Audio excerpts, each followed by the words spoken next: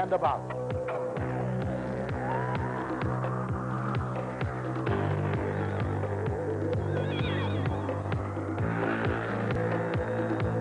And now, here's your host, internationally known sportsman, Mark Fleming. Hi, this is Mark Fleming again with Out and About. And this week I'll be taking you sail fishing in Cozumel, Mexico. I'm Bill Bowser, and I'll be giving you information on Out and About's club giveaway. Share a spot on the tournament trail with bass fishing professional Paul Elias. Stalk white-tailed deer in South Texas with a camera. The scenic Great Smoky Mountains are explored on horseback. Plus instruction and a tournament for the smaller angler. What's new for the upcoming year in tackle at the AFMA show. And underwater macro photography techniques are demonstrated on the island of Antigua. Plus, we'll have some exciting Alaskan adventures.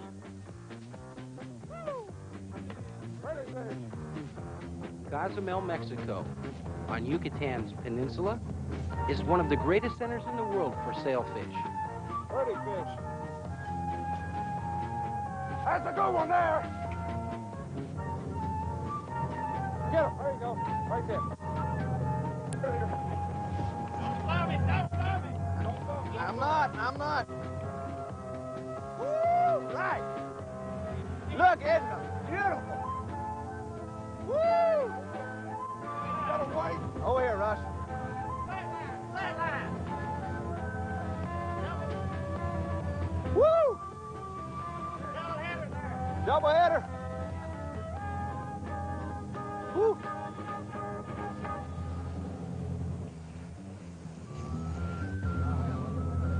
Sailfish are especially challenging, especially on light tackle. Woo! Look at that.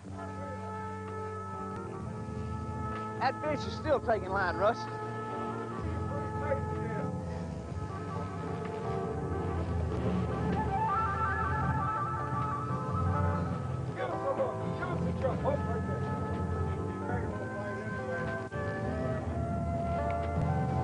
At certain times of the year, look at that. Beautiful. as many as 150 sailfish can be caught in a week's time. Woo! Oh! All right.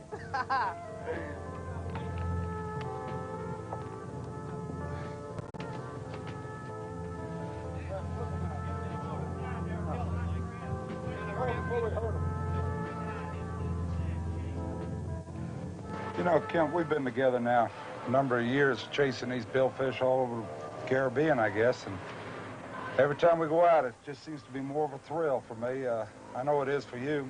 Fish from sun up, sundown a lot of times, day in, day out. You get into these fish and you get one hooked up, they start screaming off line. It really is, it's just one of the most incredible feelings a man could ever have. I know down here as an angler, and I feel the brute force of this fish in my hand. Sometimes I think to myself, it's the only sport a man can get into anymore that's not a non-contact sport, where he can feel his opponent's grace and power like this, you know? The waters of Cozumel contain so many species of fish that you never know what you may catch.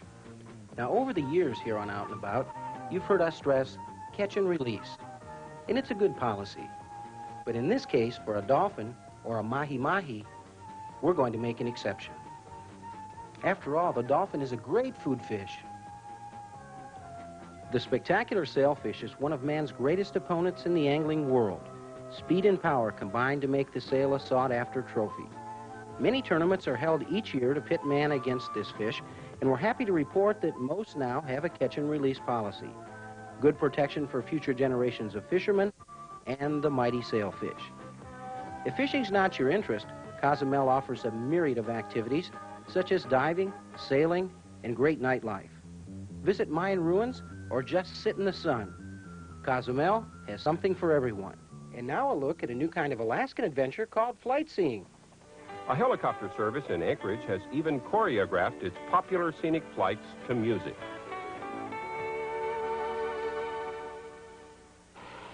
Bush planes often take visitors from Anchorage to wilderness lodges or fishing retreats, or to marvel at the sight of Mount McKinley, America's tallest peak. Another favorite destination for flight seers is the Columbia Glacier on Prince William Sound, 40 miles long and rising 250 feet above the bay. A close-up of the Ice Age in retreat. Perhaps the most exciting form of flight seeing is by balloon. Anchorage, in fact, is a major year-round ballooning center. The winter climate is surprisingly mild, roughly the same as Detroit's. Alaska's scenic wonders are even more beautiful from a gondola. The silence broken only by the barking of a dog team racing through the woods below. We'll be back with Paul Elias and more after this. Those of you who follow the professional bass circuit know that there's just a handful of names that continually pop up at the top of the winners list. Paul Elias is one of them. Today on Out and About, Paul is going to show us several new techniques. One, kneeling and reeling, is his invention, has helped him win hundreds of thousands of dollars on the professional circuit. Highland Marina at West Point Lake in LaGrange, Georgia, currently is considered the hottest summer lake in the United States. I feel like the most important thing and the best time to learn is when you're on the water. You can read magazine articles and read books, and you're going to learn something, and it's good to read them. But turning around and going out on the lake and trying what you read in the article is where you're going to get the true experience. Once Paul locates a condition, an area, structure, a situation that he considers likely to hold fish, he begins his kneeling and reeling, one of the most labor-intensive systems for catching fish I've ever seen. With super long casts and an extra fast retrieve, in the first 5 or 6 cranks, Paul's able to get a crankbait down much deeper than it was supposed to run. When is the best time to use this technique? I kind of play it by ear, and I use the technique when I'm crankbait fishing and my strikes are coming closer to the boat. That means that my plug's down maximum depth. So I'm going to get down and try to get that thing a little deeper and see if there's any fish down deeper, since the fish seem to be striking deeper anyway.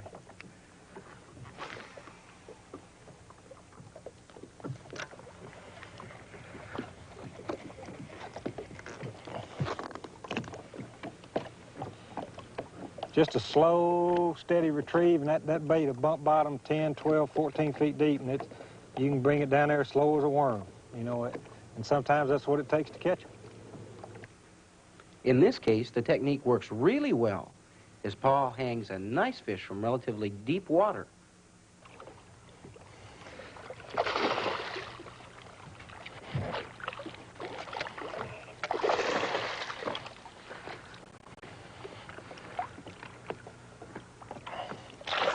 Whoa, boy. Boy, he's in a bad way to hand, ain't he?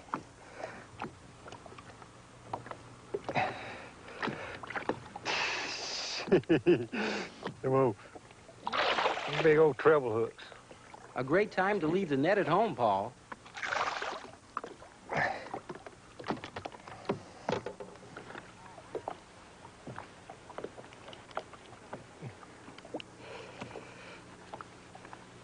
Be careful, those hooks are sharp. Well, biggin, don't you want to go back? Well, I'll tell you what, that was fun right there. It's a real nice fish, and, boy, he freight trained it. Go on, baby. Go on back and tell the rest of them to come eat big ends.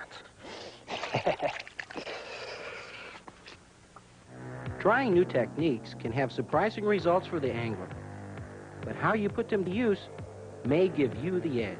Mark recently saw firsthand man's effort to aid endangered species on a preserve in South Texas.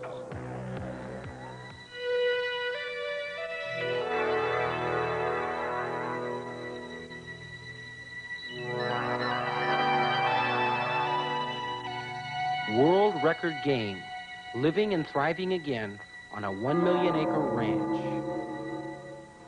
In the area also thrive many exotic animals, animals that perhaps don't even exist on their native continent.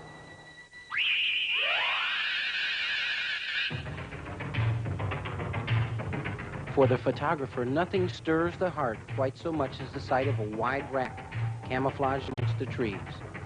There are very few game animals that throughout history have fed and clothed man as efficiently as the deer. Revered for his cunning and strength, the deer maintains his proud bearing and aloofness in the face of danger.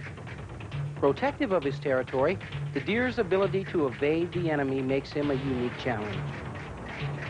With a keen sense of smell and sight, the deer is one animal that is very rarely surprised by man's invasion into his domain. Able to jump incredible heights and maintain a run for a long period of time, this noble creature is irreplaceable in the animal kingdom.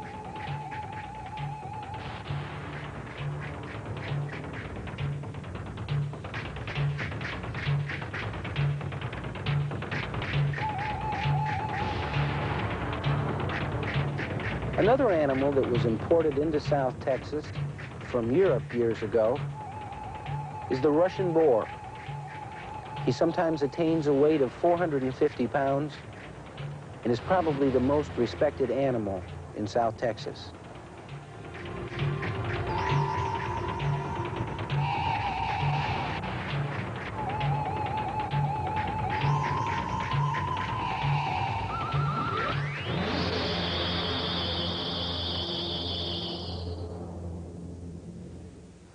The world we live in is becoming more complicated every day. It's a toss-up between, shall we take care of the needs of man, or shall we save several species of animal?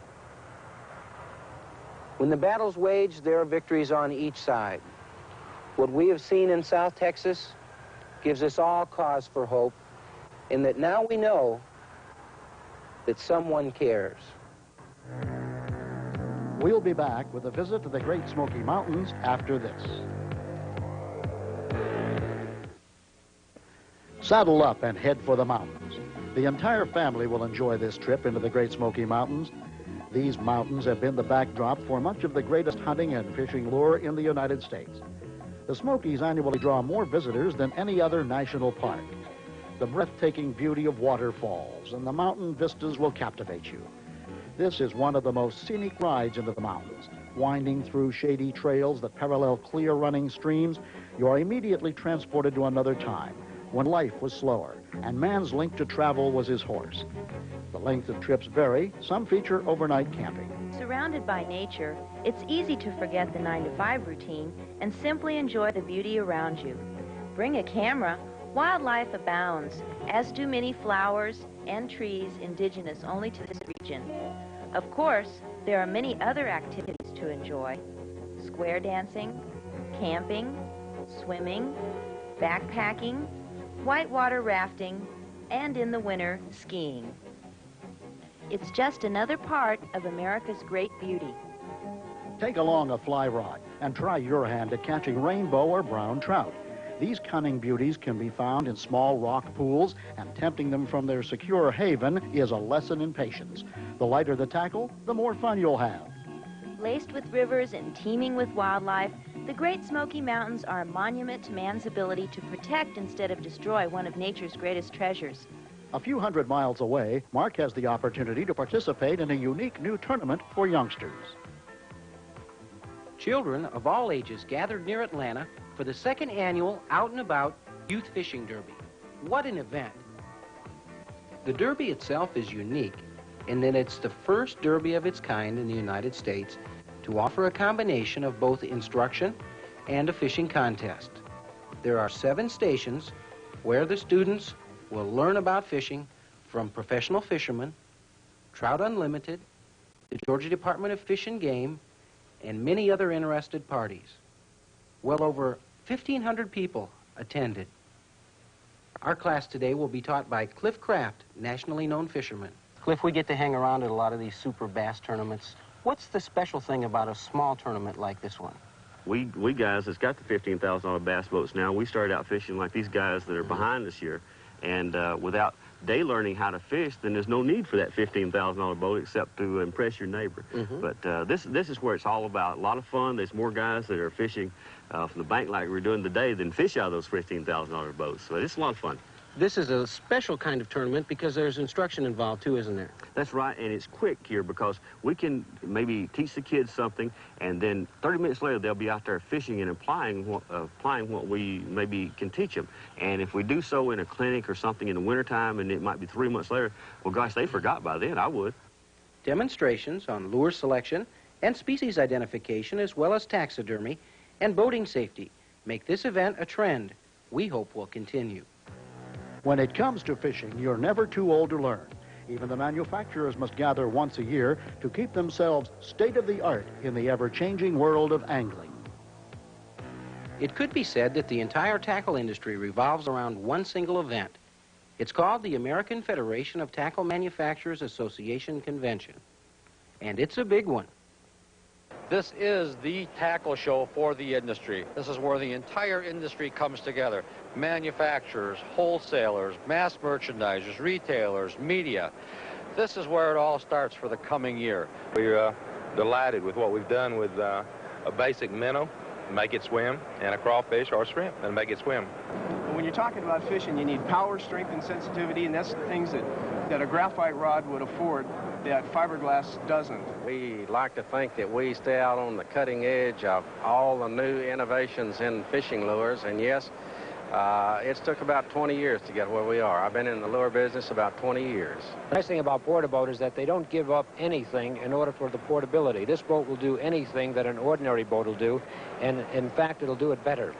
Well, Mark, as you probably know, we pioneered sport fishing sonar, and from those very beginnings where we made the breakthroughs with the first portable products, the first high-frequency, high-resolution products, the first to guarantee to show individual fish and all, we have never slowed up on innovation and pushing forward. We're always breaking through that new frontier in technology, and we must do this because we have had considerable competition. Nobody really knows what color the fish sees. We don't know that. We can say we do all we want to. We do know that at times he'll hit one color better than the other. There's now even some makers with computers on their reels. Now, whether or not this is a gimmick, I don't know. But more and more the public is becoming aware of equipment that's lighter, faster, and stronger and more functional. And next, visit an island with over 200 undiscovered shipwrecks. And Alaska's eagles.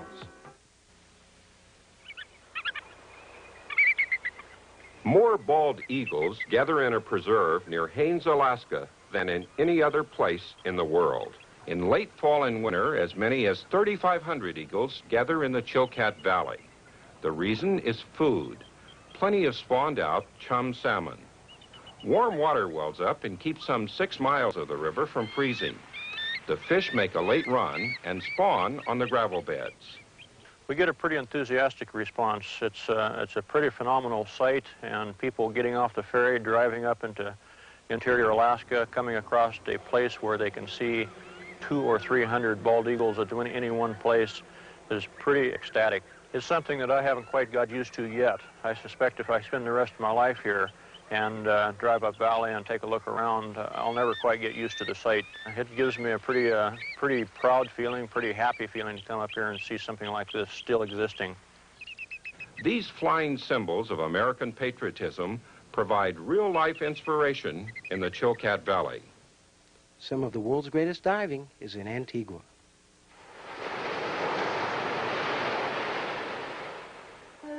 Once home to the English fleet, Antigua now boasts a modern city rich in historical value.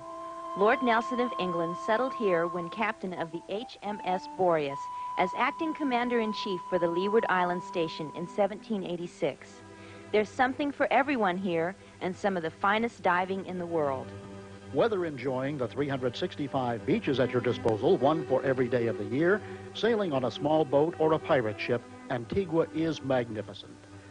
Aboard the Jolly Roger, an authentic reproduction of a Spanish galleon, day sailors enjoy a spectacular view of the mountains or a day's snorkeling. On this visit, Ellsworth Boyd of Skin Diver magazine accompanies the out-and-about crew. I've done a lot of diving while I've been here, but I've just touched the tip of the iceberg. I'll tell you, I don't want to go home, but I guarantee you one thing, I'm going to be back, and be back very soon to explore the wrecks of this fantastic Caribbean island. Diving equipment is available on the island, but bring your dive certificate and your own mask, fins, and snorkel for added pleasure. Now, let's go diving. Oh, I think the diving is excellent. Absolutely excellent. You hear so many different things about the different islands, and to me, seeing is believing. But what we saw was wildly beyond my expectations. So 6 of us suited up. We went overboard, went down to 60 feet. The reef rises up off the sand, maybe 15 to 30 feet. And John beckoned to us to follow him. We hadn't been in the water 5 minutes.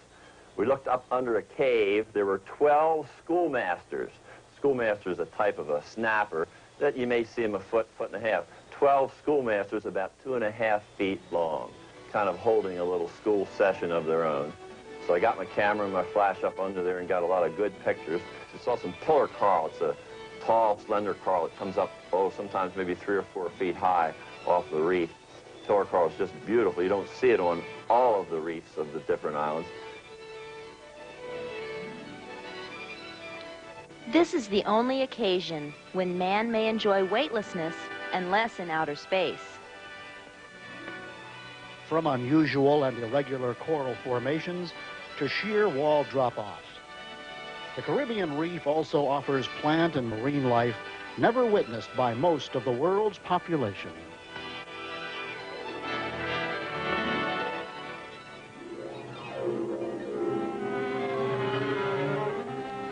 This week on Out and About, you've seen many exciting activities.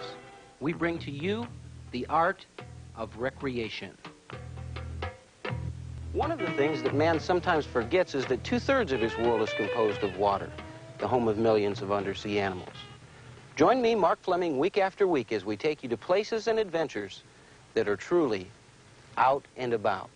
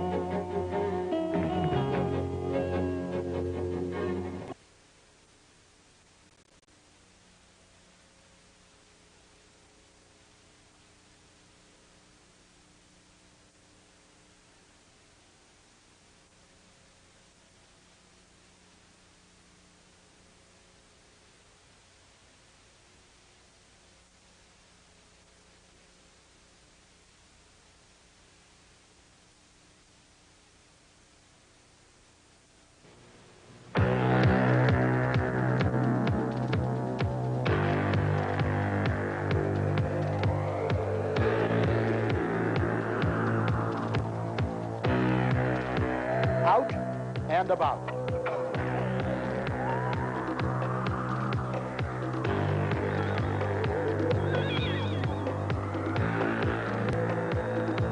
And now, here's your host, internationally known sportsman, Mark Fleming. Hi, this is Mark Fleming again with Out and About. And this week, we'll take you to fish the virgin jungle rivers of Belize. Hi, this is Sue Morgan. We'll be going to upstate New York for world record class brown trout. And you'll also have a chance to sample one of the most unique train rides in the world, from Alaska. This week, I'll be fishing with my good friend Mike Kendrick, Manatee Lodge in Belize, Central America. We'll be after that elusive snook and the fighting tarpon. We'll try for him on fly rod, casting, and spinning tackle, and we hope we'll have a week that you'll truly enjoy.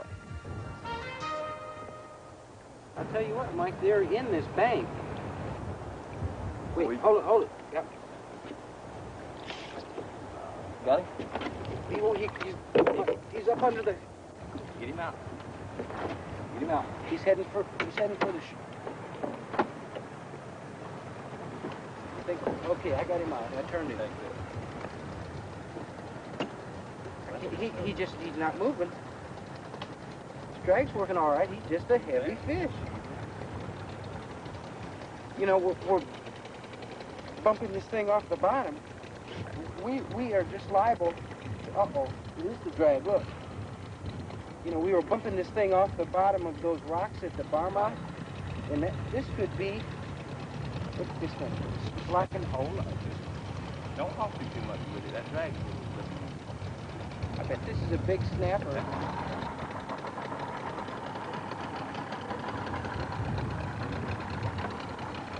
Oh, big grouper.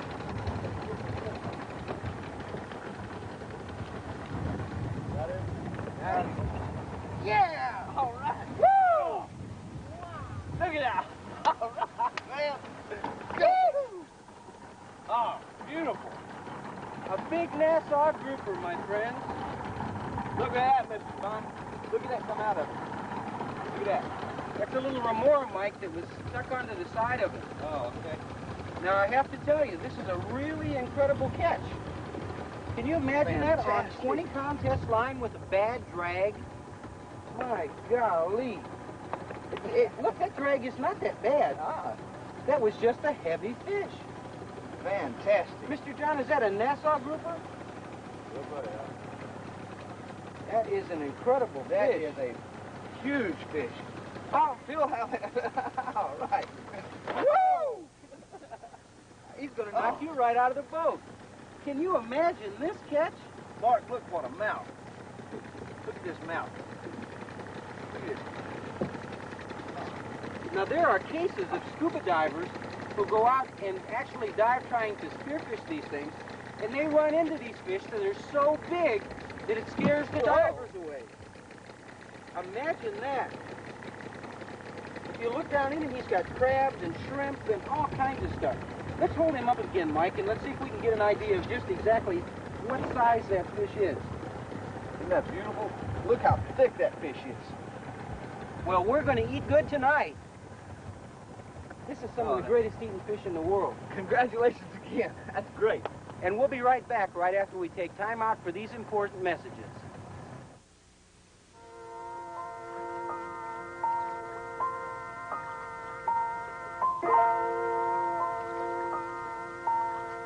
"20 years ago, everyone thought that the Great Lakes had truly died. But here in upstate New York, we see that that's just not true anymore. Lake Ontario and its tributaries provide a unique opportunity to catch trophy brown trout and various species of salmon. The action can be fast and furious. We're here with John Denbeck, and John, when we talk about fishing for brown trout, probably the most elusive of all the trouts, we have to remember that during the spawning period, they're not really eating too well.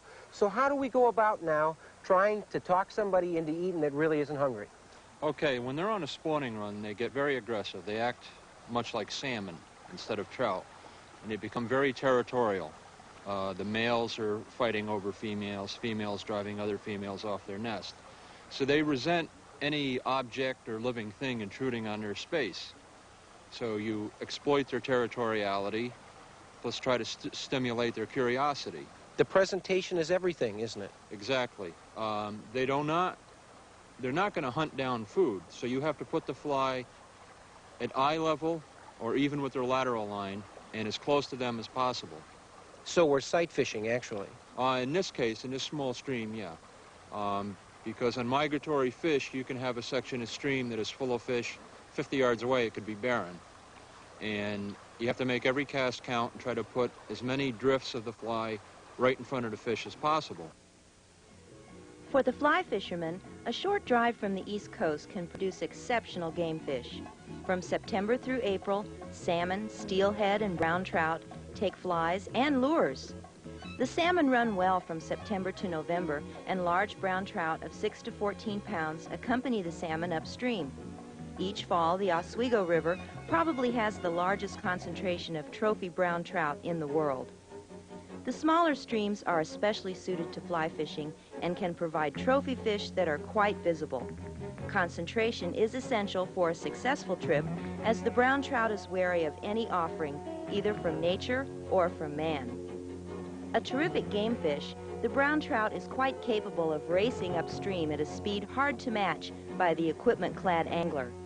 The angler's performance and skill in both handling the fish and maneuvering a rocky stream bed can only be proven by the catch in hand. 7, 8, or 9-weight fly rods and large reels with 150 yards of backing are needed by the fly fishermen. Both floating lines and high desinking tips are useful, as well as the occasional use of high-density shooting heads. Flies range in size from 2s to 12s with both bright and dark dressings. Warm clothing and neoprene or insulated waders with felt or studs are essential for your safety and comfort. We are currently exploring the effectiveness of float tube fishing for large trout, salmon, and smallmouth bass along the Lake Ontario shoreline. Sounds like fun to me. We'll have a report soon. Brown trout fishing. It's hard, but when you've got a guy like John Denbeck showing you the ropes, we've learned a lot.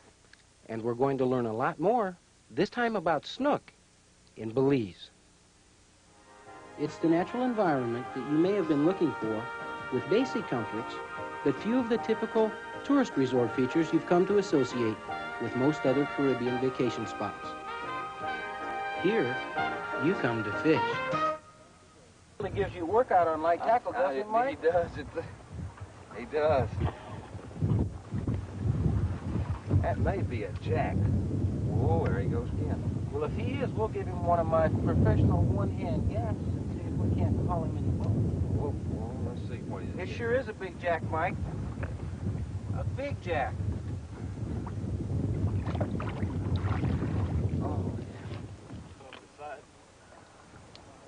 Now, put a block house on him, cut off his side. Do what? Behind his, look behind the other side of the fish. The other side. Oh! You gonna make me catch him twice?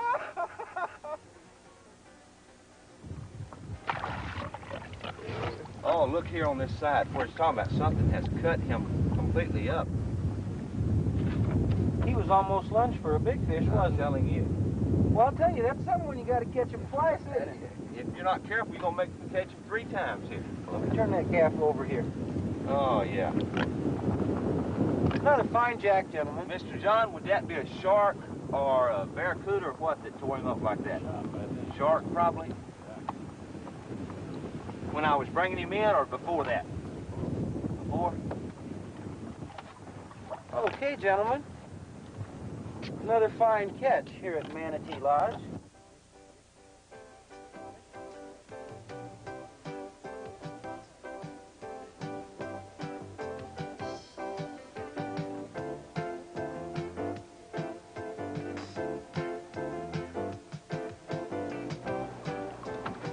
I got him, Mark. I got him on this one.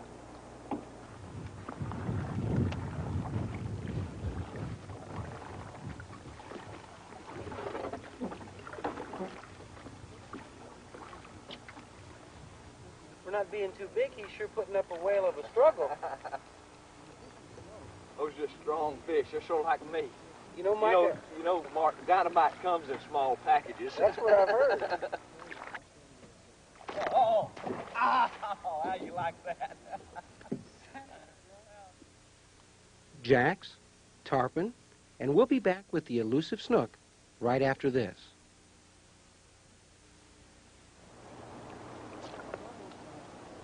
Mark, I got another one. You lucky devil. Oh, me. Well, your arms ought to be tired now. This is another nice snook, Mike. Oh, he's barely hooked, too. Oh, no. Did you see? Oh, no. Did you?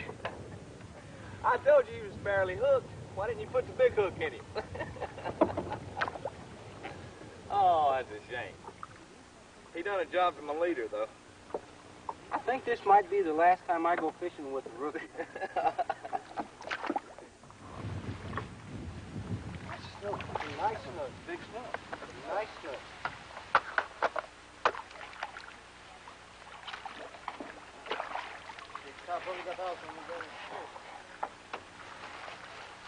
Yes, really bog, folks. Oh, boy. Mike, congratulations. You know, the way he jumped, I thought that was a tarpon. I did, too. Jumped just like a big tarpon. You know, we've been picking up big snook along this bank all week long. And they move off, and we lose them. And it seems that at certain times of the day, they like to hang in onto this undercut bank. And no matter what lure we've been throwing, it's got to be a lure that's been... Woo, yes, sir. It's got to be a lure that sinks down and can get under that undercut for them to get it.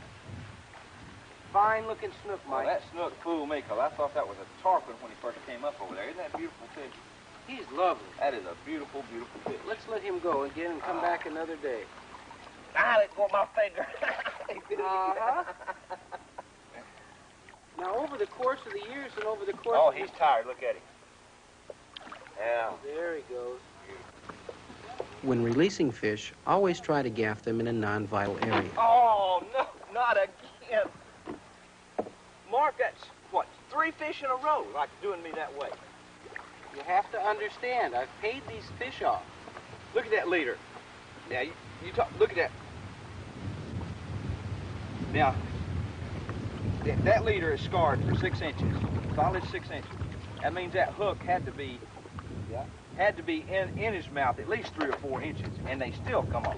What we need to do is tie this gaff on the end of your line. Here, let me have it. I'll do it. I'm going to have to retie again now.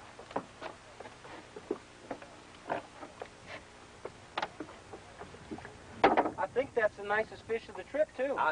That one felt nicer than any of them. You know, I'm still trying to top your 22? About 22 pounds. 22-pound snook from the other day. Oh, my goodness. You lucky dog. You got another strike? This area. You must be doing something right. I went to that lighter leader, but, you know, I think look at that fish. But I think it's cost me those few that's got off. If I don't do like I've been doing those others and let them get off. Just take your time and just don't... The only time you have to worry is if he starts making a beeline for the mangroves. As long as he stays out in the creek here, you've got a good shot. But that is definitely a big fish. He's still going. Look at him. I can't, not even turning him. He's still just swimming off. Try to pump him back a little bit. He's going toward those.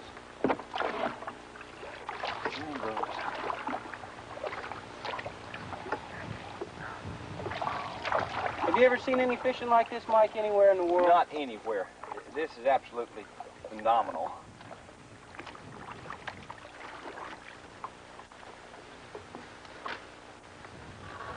All right. I think I may have turned a confirmed bass fisherman into a confirmed snook fisherman this week, Well, though. I tell you, what I love about it, it's just like bass fishing.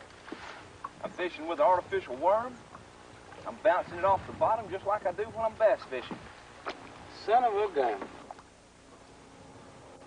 Oh, no. Aha! Now, ladies and gentlemen, let's have a little lesson. Immediately before that cast, Mike had had another strike. And he said, let me change the leader. Nah, they're hitting. Let me throw it. And as you can see, that has frayed off right at the lure. And I think, Mr. Kendrick, you've learned your lesson. My $20 fish. Boy, this sure has been an enjoyable trip. Oh, the entire trip has. Every day we've been into some fish. Yeah, uh-huh. A nice one.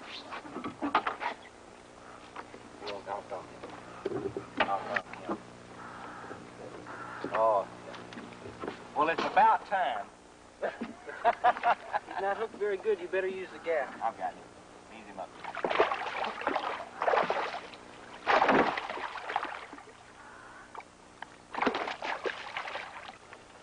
Now, did I say?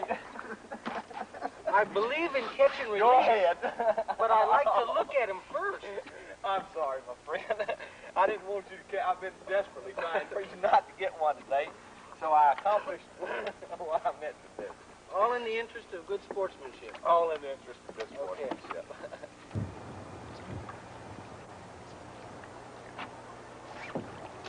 Mark, got another one. There must be something moving through here. I just had a strike myself, Mike. Fine, coming under us here. Very good. This is a fighter here now. Clean under the boat. Oh, Mr. John, Mark, let me back up right here just a little bit. You got the right of way, as they say. Yeah, all right. You can go back up front now. Yeah, he's taking me for a walk. As your white, oh, beautiful snook, Mark. Beautiful. Oh. As your wife asked me the other day, asked me if I was taking my snook for a walk. Uh-huh. Oh, that one's barely hooked also, Mark. Well, we'll just try to get him on this first pass by, a little green, maybe.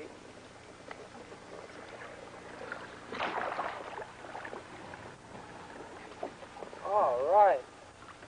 How is that? I love it. That sure was a lucky gaff, wasn't it? I had him hooked in the gills. One thing we might like to point out, that these fish are biting so light that unless you sense it, you really don't even know you have a strike. That one. And this is proof of the pudding. You hooked him on the outside. Right. Just barely bounced against him. Well, we've let 30 of these things go this week. Why don't we keep him for the pot? If my favorite eating fish, I think I will. Okay, very good job. Mr. John, would you take care of this gentleman for me here? Oh. And we'll be right back right after we take time out for these important messages.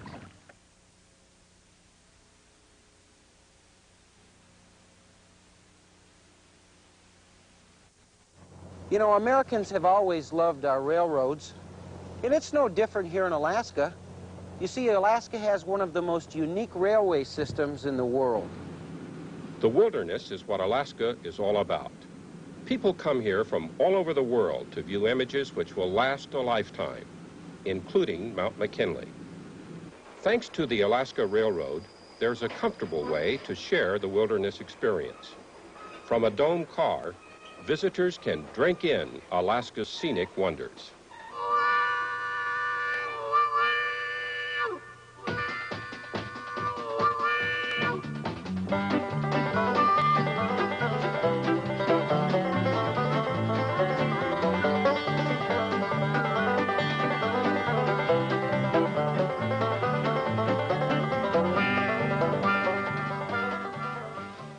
The Alaska Railroad's main line, operated by the U.S. Department of Transportation, runs between Anchorage and Fairbanks.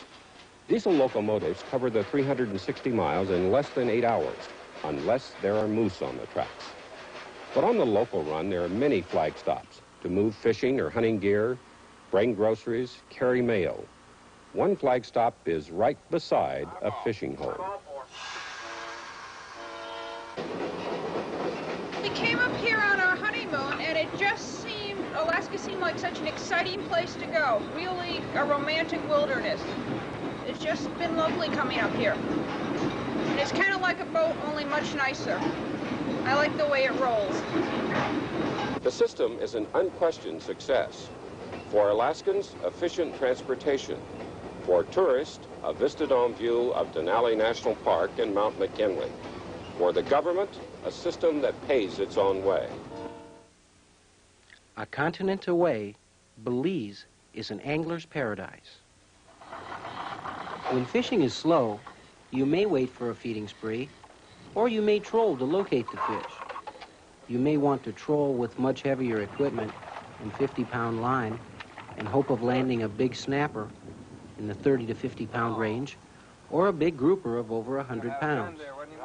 Here Jamie Claiborne catches a nice snook. Fly fishermen are welcome, but it's recommended that they fish one to a boat. Let me get him right there for you, Willie. Tarpon in the 300-pound world record class have been hooked here, and the 150 to 180-pound sizes have been landed. Other catches include snook to 35 pounds, 20-pound jack, 48-pound snapper, and grouper to 500 pounds. Formerly British Honduras, Belize belongs to that group of newly independent colonial nations that have escaped the rampant commercialism and resort development so common to the Caribbean area and Mexico during the past decade. Belize is so untouched that you still can catch some pretty spectacular species of fish here as well. Don't hoss him too much with it. That drag's slipping a little bit. I bet this is a big snapper or a big I don't grouper. think it's a snooper. I mean a snooper. A snooper. And so, if you're looking for tarpon, snook, jack, snapper, or even a snooper, Manatee Lodge may be the place for you. And for now, this is your host, Mark Fleming, saying see you next time on Out and About.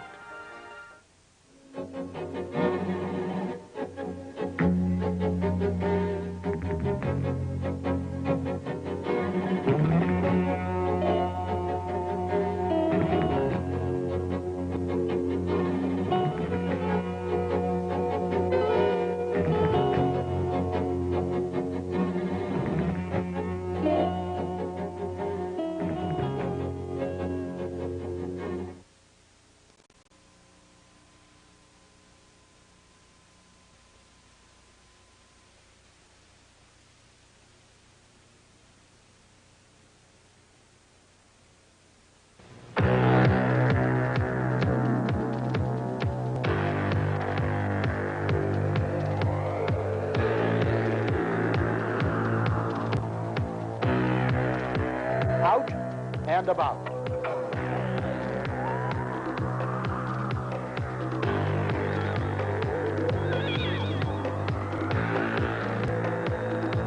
And now, here's your host, internationally known sportsman, Mark Fleming. Hi, this is Mark Fleming again with Out and About.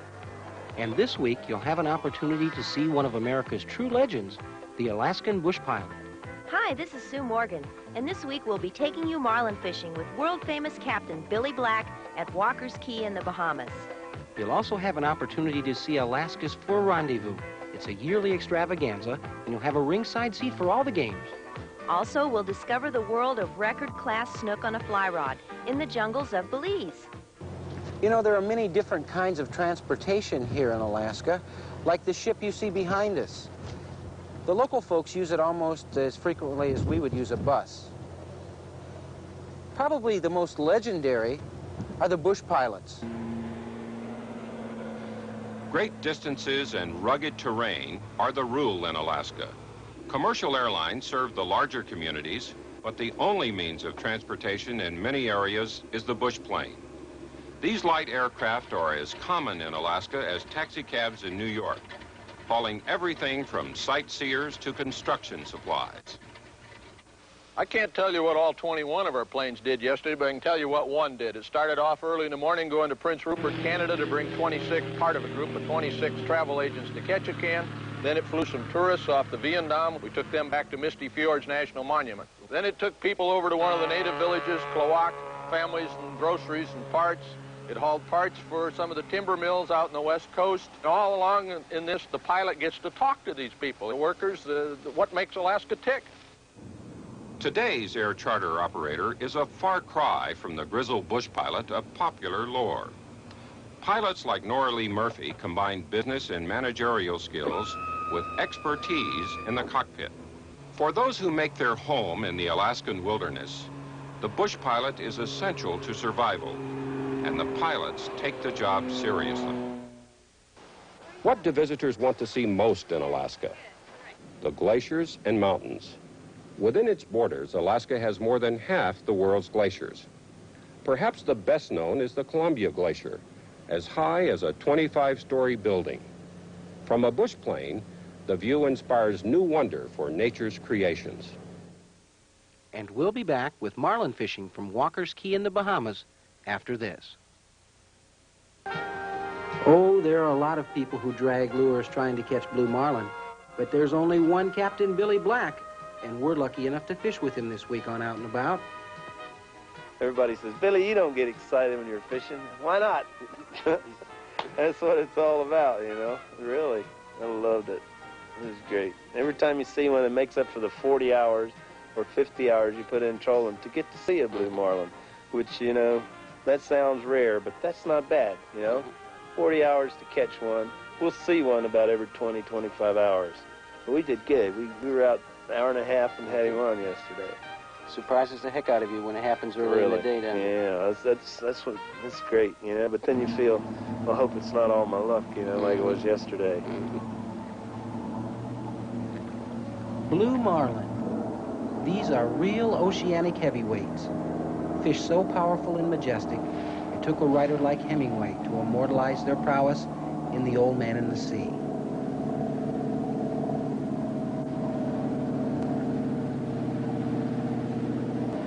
Numerous big blues over 500 pounds have been taken, and many tagged and released from the waters around Walker's Key, and much larger fish have been sighted. Many skippers honestly believe a 1,000-pound blue will be taken soon within the sight of their marina. Thanks to unusual topography, blue marlin fishing begins within 10 minutes of leaving the dock. That's due to the steep drop-offs close where the protective reef platform plummets away. It's along these drop-offs that the largest game fish, like the marlin, cruise in search of food. Marlin are present at Walker's Key all year round, though the heaviest concentrations occur during the winter and spring months. They are taken both trolling artificial lures and natural baits. A great deal of patience is required whether trolling artificial baits like a Bagley or a Boone, or a cut ballyhoo that's been frozen and later rigged. Patience and teamwork. Patience and teamwork. That's what's important in marlin fishing. But when it happens, all heck breaks loose. The excitement is real. And it's infectious. Oh, these weed rips there, we just came over with. See the color change in the water right here? Now, this is the kind of water we're looking for when you're marlin fishing. You want an edge. Anything made up like that edge there. You see a dark green water on the backside. Hey, let's bring her! Let's bring her! Bring her! Hit him! Hit him! Hit him! All right! All right, well, there! Is he there? Yeah, you got him! All right, let's get down to it now. Find them lines, man, find them lines. He don't go slack. Go back, man. Oh, there ain't no jump. Let's be a blue marlin.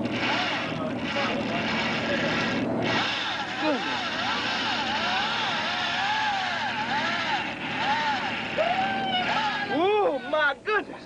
That sounds like one of those Japanese sewing machines. Line. Coming at you. Watch that watch band. Oh, yeah.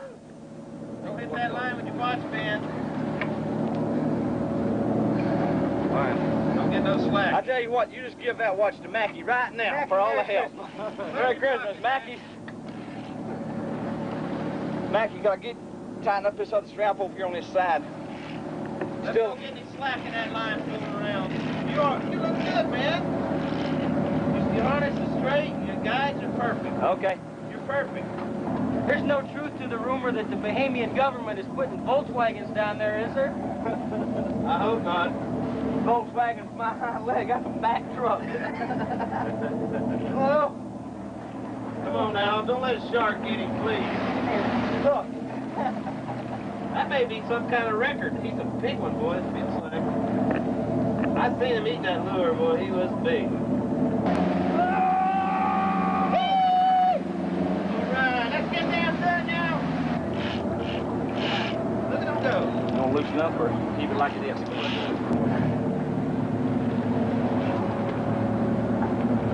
Get that big gap ready back. Oh, it'll be a while, I'm afraid. It ain't far away now.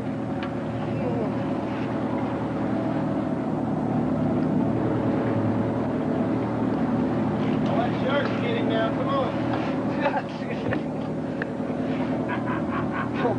What'd you say? Billy! Oh, yes, boy, catch Oh!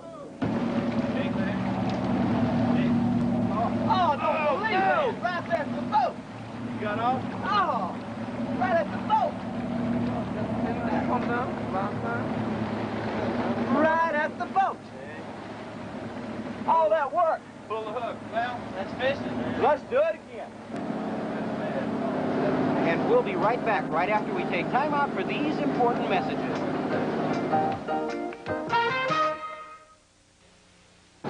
How long have you been fishing out of Walker's, Bill? It'll be 8 years come January. Quite a while. It's a long time at one place. Yeah, well, it's good fishing, and that's what keeps us around, you know. And quick to get in and out. Not a big job getting in and out to the fishing ground. Not a lot of running time, and you know, we get a lot of time fishing. And Plus, really good fishing. And the facility's excellent as well, isn't it? Yeah, I think so. It's one of the best.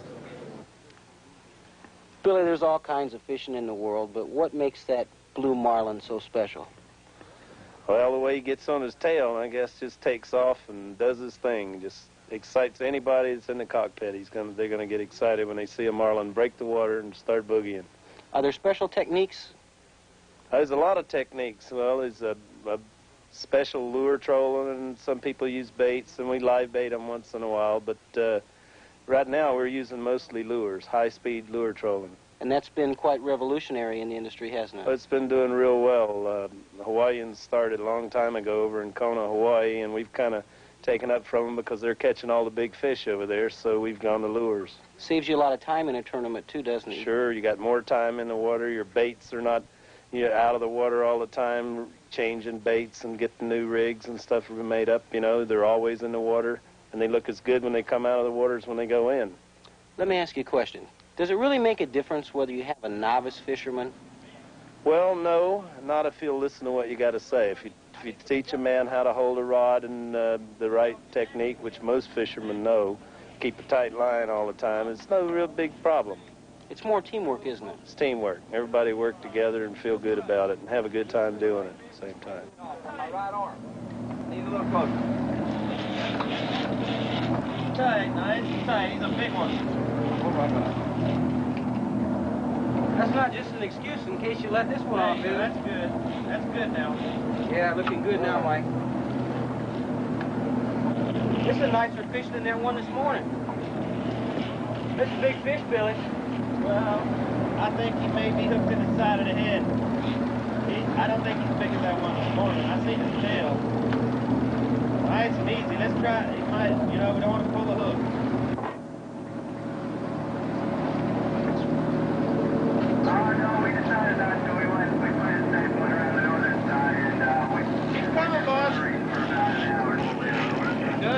Looking good. Now you're working him. Now you're working him. Move that rod in the right rigger there, Mac. Turn it around.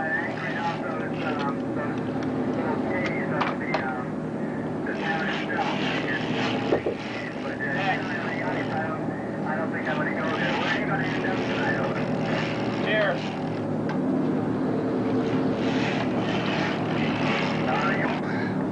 Ooh-wee, them things are strong. Oh, Mama, let's get him. He's a big fish. All right. Mac better have some good gloves on with him. Oh.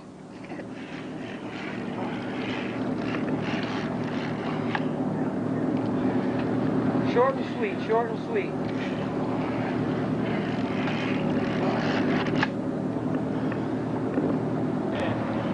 No.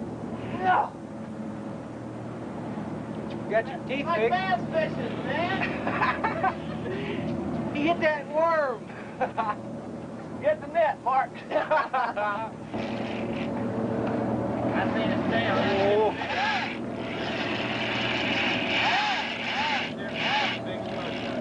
As Mike's wahoo, about 80 pounds, approaches the boat, it's devoured in a savage attack by a huge dusky shark.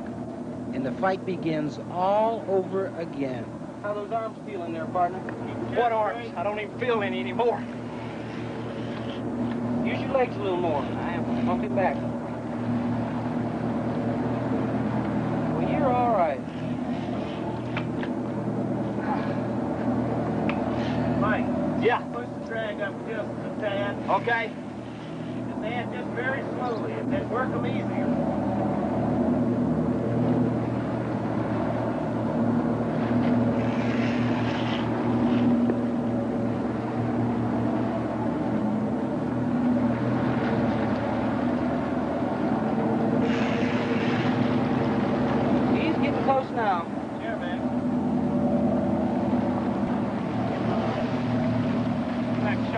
wahoo. That's what I told you.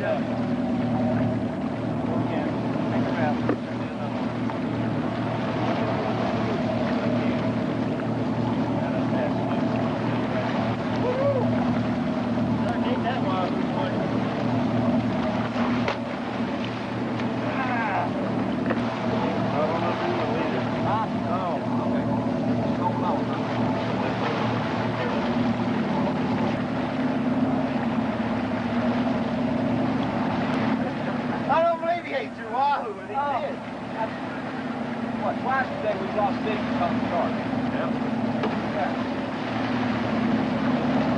That was a big wahoo. I've seen it tail. Okay, let's get back on the edge. Let's do it. Now that you caught his shark, now we need to go back and find that other wahoo. Look at the wahoo. Think those arms can take it? Oh, man.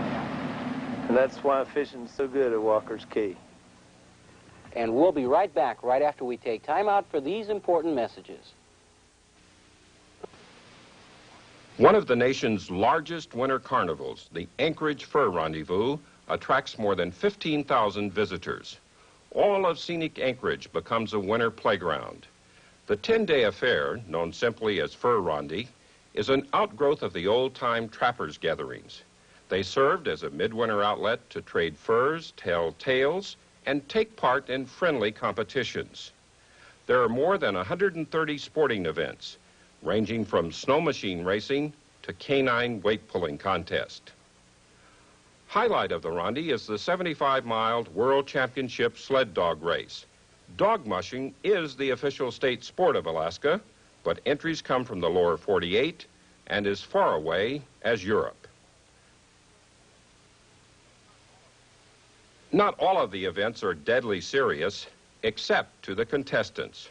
Where else would you find a downhill canoe race held in a city park?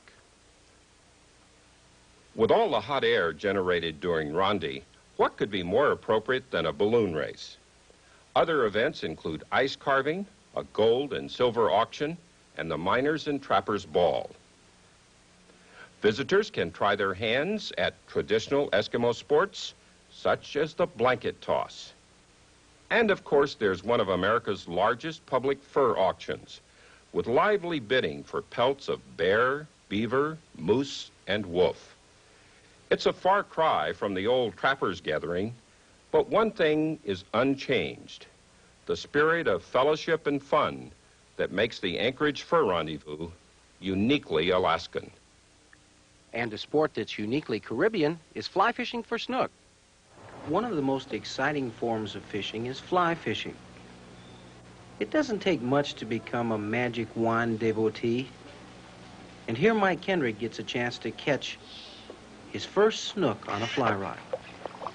Well, Mr. John, up home, a lot of the fishermen that I fish with up there, mostly the bass fishermen, tell them about the fishing down here, and they don't believe that you can land and fight a tarpon or the large snook with a fly rod as effectively as you can with conventional tackle. But what I've found is with the fly rod, the length of the rod, you can actually fight a fish. Let the rod, hold the rod tight, hold it up high and let the rod actually do the fighting for you. And you can wear a larger fish down quicker with a fly rod than you can with conventional tackle. Saltwater fly fishing is a little different than your freshwater variety. You see, the rods are longer, and you do have a larger reel capacity. On your reel, you use about 180 yards worth of Dacron backing, and this gives you the chance, if a fish really decides to run, to play him for the distance that it will take to land him. In some kinds of saltwater fishing, especially fly rodding, on the flats or in other clear areas, many times it's necessary to make long, delicate, accurate casts. Fishing the mangroves for snook does not require long casts, but they must be accurate.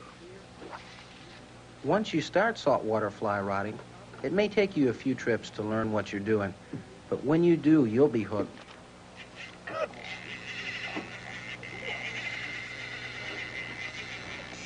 Oh, here it comes. I believe he's had it, Mr. John. Yeah, you got it? Yeah, he's over. He's over. Boy, he's pretty. Come here, big fella. All right, yeah, he's had it, Mr. John. The first 3 snook that Mike hooked this week, he lost because he tried to bring them into the boat too green. Here he makes sure that his fish is good and tired before he tries to land him.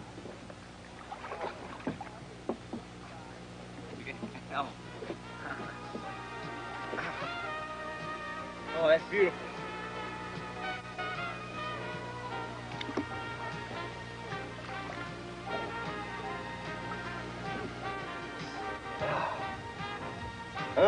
Good boy.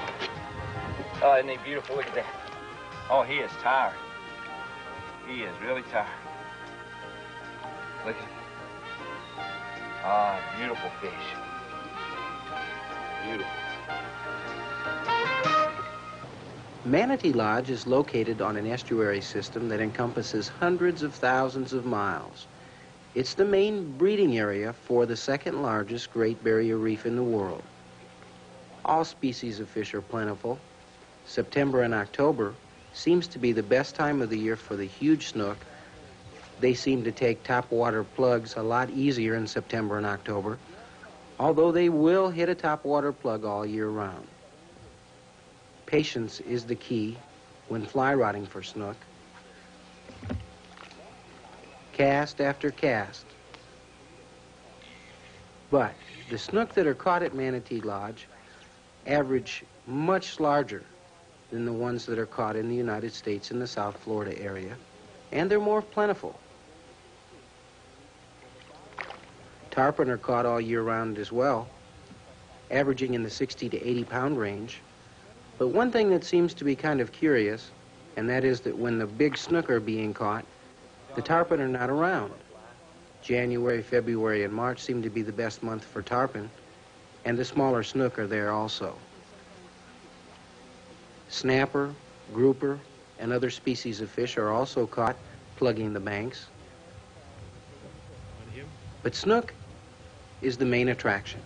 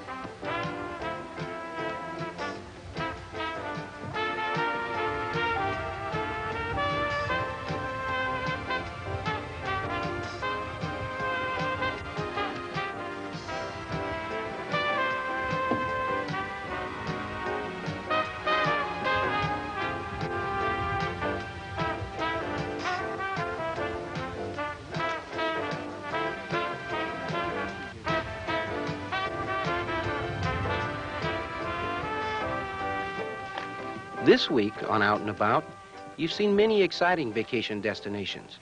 Join me, Mark Fleming, week after week as we take you to places and adventures that are truly out and about.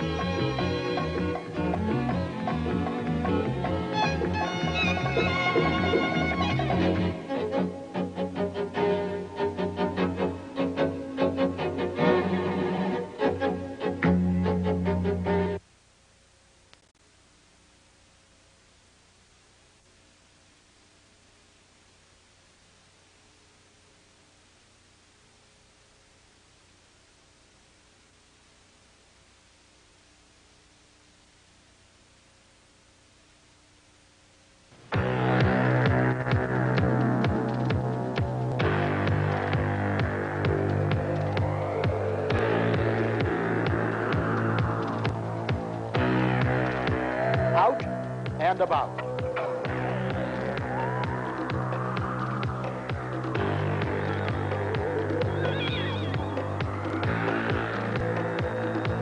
And Now, here's your host, internationally known sportsman, Mark Fleming.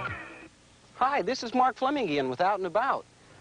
And this week we'll be visiting the island of Bermuda, which offers some of the finest diving in the world. Hi, this is Sue Morgan. Fighting salmon, dolly varden, and grayling from the ultimate destination, Alaska. We'll also be checking out man's efforts to preserve game animals in many different regions of Texas. World record game. Enjoy the thrill of light tackle tarpon fishing in the little Switzerland of the Americas, Costa Rica.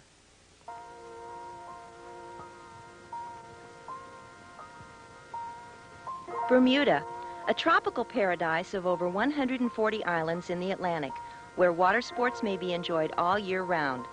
The 7 large and 130 small islands total only about 20 square miles, so you'll have ample time to discover all the wonders of this magical island. The turquoise blue waters and pink sand beaches are the main attraction here, although even windsurfing can be enjoyed by the novice after instruction by one of the many professionals, such as Hugh Watlington, Bermuda's Olympic contender. The 7 golf courses all have exquisite scenery and oceanside fairways, ranging from the gentle 9-hole ocean view to the challenging mid-ocean club, ranked among the world's top layouts.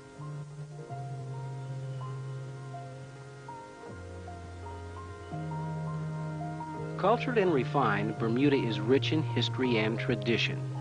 Relax in an old-world atmosphere with modern conveniences.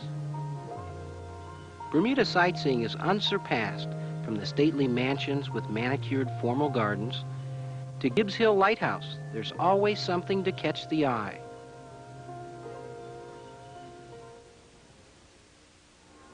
St. George, the first capital of Bermuda, still retains the flavor of the 1600s. Picturesque streets are lined with antique shops, museums, and restaurants. Imports from around the world are available here, and touring Hamilton and St. George by motor scooter gives the visitor a close-up look at the island's past and present.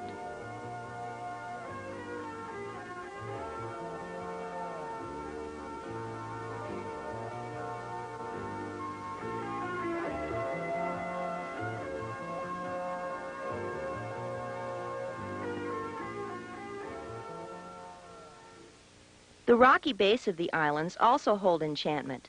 The crystal caves, a popular tourist attraction, are dotted with stalagmites and stalactites. The floors contain pools of crystal clear salt water. Once home to pirates, the azure waters still hold much of their treasure. The ocean surrounding Bermuda is ideal for diving. There is even an underwater wreck museum with over 350 ships, some centuries old, scattered over the island's coral reefs. With 4 licensed scuba diving operations currently offering resort courses to the first-time diver, Bermuda gives the novice the chance to explore spectacular underwater scenery. Equipment is available on the island, but it's always a good idea to bring your own mask, fin, and snorkel for added enjoyment. Most of the dives are indeed shallow water dives as well.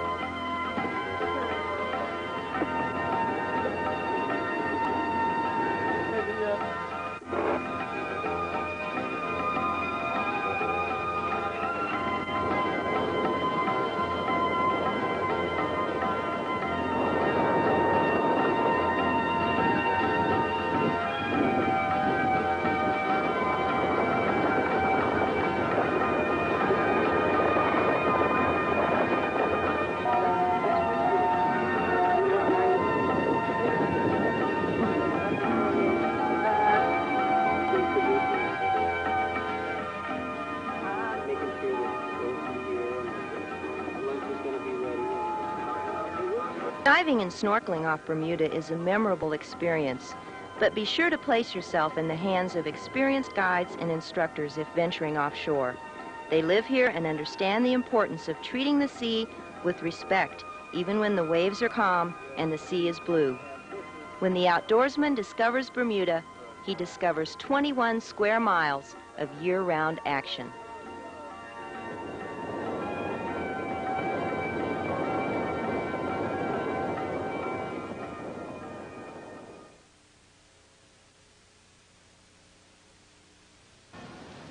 Ketchikan has quite a history.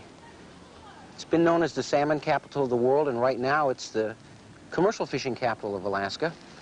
It also has become a great tourist capital, and it's the gateway for many kinds of fishing and camping expeditions. Ketchikan is the closest and most economical destination in Alaska.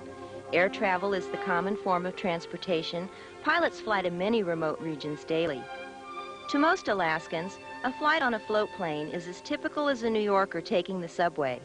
Rivers, coves, lakes, and glaciers are made accessible through the pilot's skill.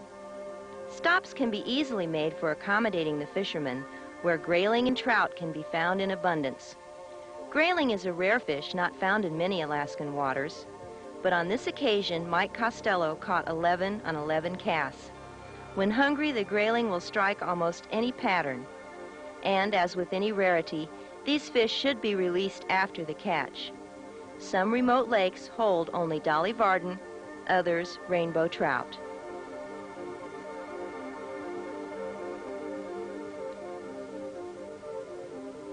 One of the true joys in fishing is getting a chance to catch a species that you've never caught before. Well, in this segment, Eddie White, Mike Costello, and I are going to have a chance to catch our first coho salmon. And I know it's going to be an experience that we're going to truly enjoy.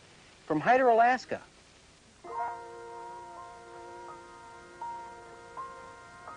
The sister cities of Hyder, Alaska and Stewart, British Columbia are on the spur of the Cassiar Highway at the head of the Portland Canal, a narrow saltwater fjord approximately 90 miles long. This forms a natural boundary between Alaska and Canada.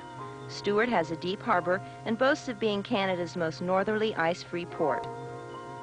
Fish Creek up the Salmon River Road from Hyder is a fall spawning ground for some of the world's largest salmon. Nothing can compare with the fishing action available in this region. Surrounded by mountains, the glacial waters are home to various species of fish. Catching the trophy of a lifetime is more than possible here, standing in the shallows and casting out to deeper waters. The salmon is the king of the waterways, and its physical exploits are legendary. This is one of the most sought-after game fish, strong and fast. The fight is characterized by long bullish runs made stronger in the swift glacial current. Many different types of tackle may be utilized, including casting, spinning, or fly rod.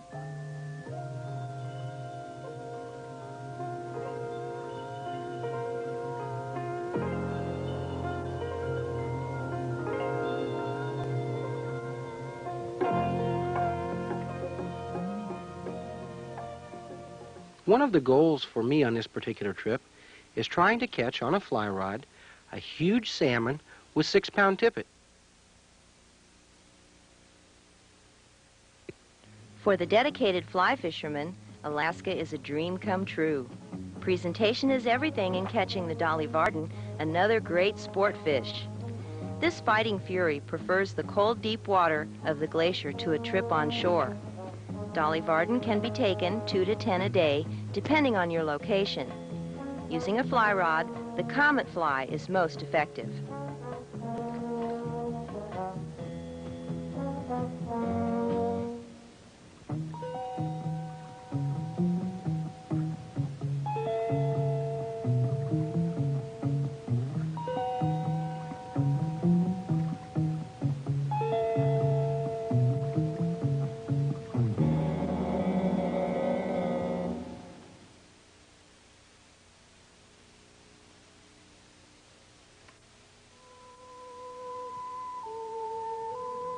For the novice, nothing is more thrilling than a salmon on a spinning rod. Because lures are effective tipped with salmon eggs, The first-time angler is ensured a success.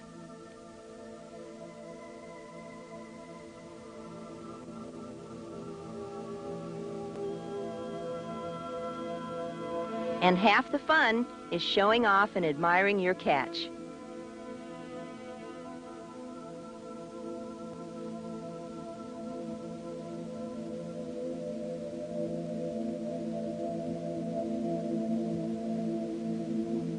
But the real test is the mighty coho salmon on a fly rod.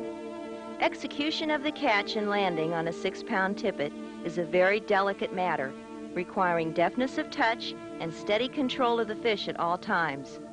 The swift current and rocky bottom conspire against the angler to give the fish a fighting chance. Records have been made and broken in Alaska.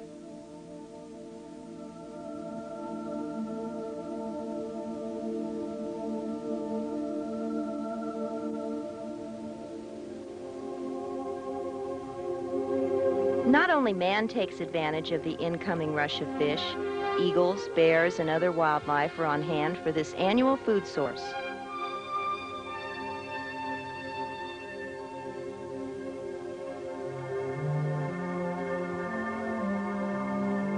Dave Stevens of Hyder, Alaska, is the leading authority in this area.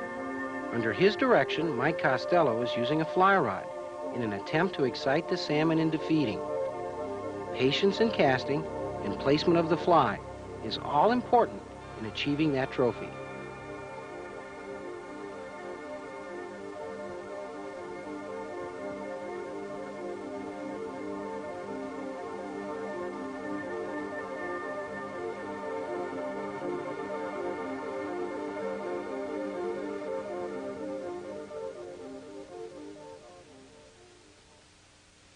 I'm impressed with Alaska, and Hyder so far has been one of the most impressive spots. Like you said, Mark, I caught my first coho salmon. I caught it on a fly rod with a Comet, a fly that I tied, and you and I both caught fish on them today. I got to say that Dave put us on one of the nicest spots I've ever seen in my life. And what impressed me, Dave, was the fact that we got there by road. We didn't have to walk 20 miles to get to it, but yet, for all intent and purpose, we were the only people on the stream. Yeah, basically. That's one thing. This particular time of the season, things are a little bit quiet, and basically you went to one of the locals' fishing holes, and probably Hyder not being as well publicized made it probably a little bit better, but the fishing will always be here. We have a long and strong salmon run in that creek, and there's good fishing, and it'll continue, I'm sure.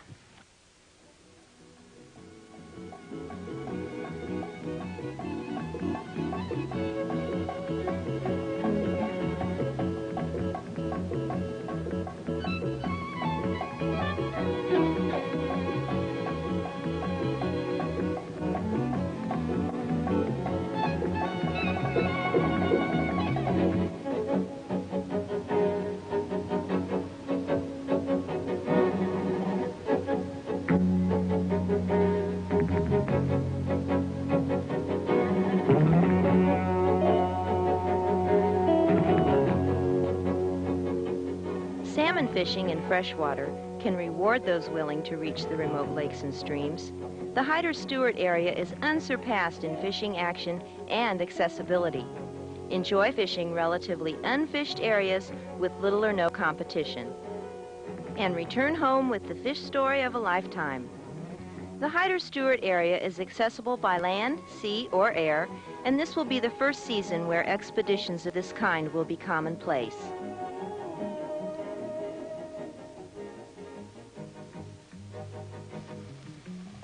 Alaska has so many spectacular things to see that it's almost impossible to describe them. You know, the world's becoming smaller and smaller every year. There was a time when you had to make both a major investment of time and money to come to places like Hyder, Alaska, but no more. And remember, when you get old and you're sitting in that rocking chair, all you've got is your memories, and if you don't see Hyder, Alaska, you're going to be short.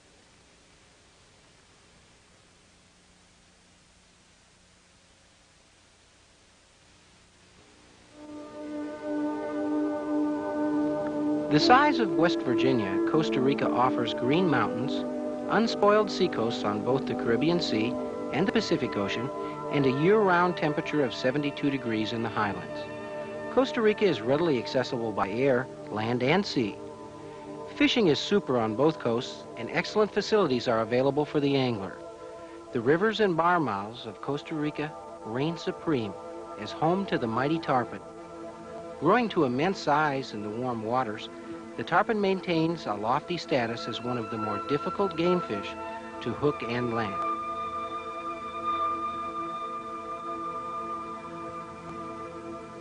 Once a major seaport, this region's economy was once based on the logging of hardwood, such as mahogany. Small logging operations still flourish in remote regions of the jungle. Relying on the river as a link to the outside for fuel and supplies, the loggers still do much of the work by hand.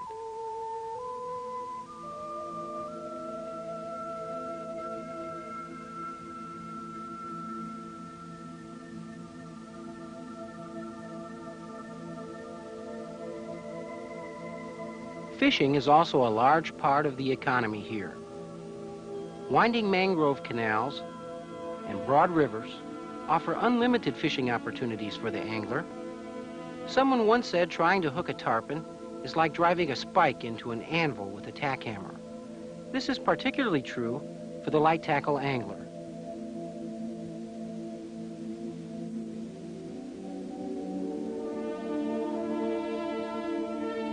The battle of skill between fish and man becomes an attempt to outwit the tarpon's charging runs and twisting leaps.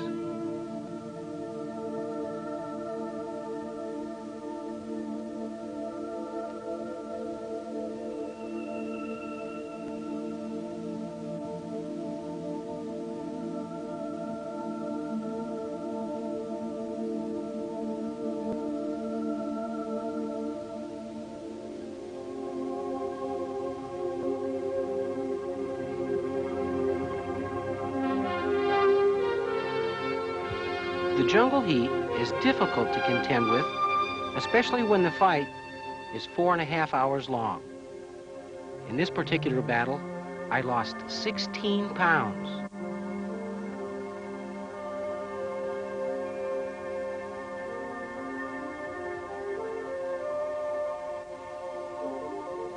With 12-pound tests spooled on the reel, perhaps I was a little bit overmatched.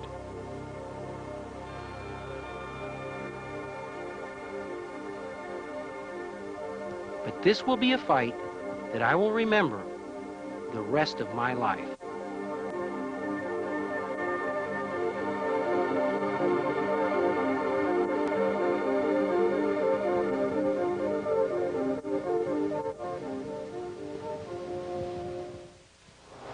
The lucky folks who actually do get to help hunt with Texas Hunting Services are really a selected few.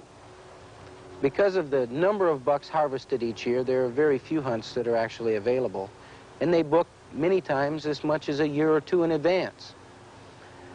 But if you ever get a chance to try this kind of trophy hunting, to actually call up a buck with your horns, and to see the kind of management techniques that are being promised and tried every day in South Texas, you'll know that this is truly whitetail magic.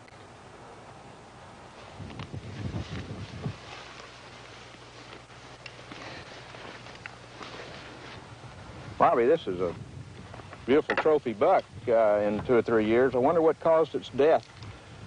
It doesn't look like it's more than maybe 3 years old. Imagine what it'd be another 2 or 3 years. Hey, Jim, what you have in most of these ranches, you know, there's not that much hunting pressure. A deer like this, I feel like it probably only been, taken probably in the spring of the year or, early fall by either mountain lions, coyotes, maybe something like that. You got a tremendous predation problem in this country. There's definitely no hunting pressure. To most hunters, this would definitely be a trophy in itself. I think there's a lot of whitetail hunters that probably have never seen a buck in this class and probably have never had an opportunity to shoot one.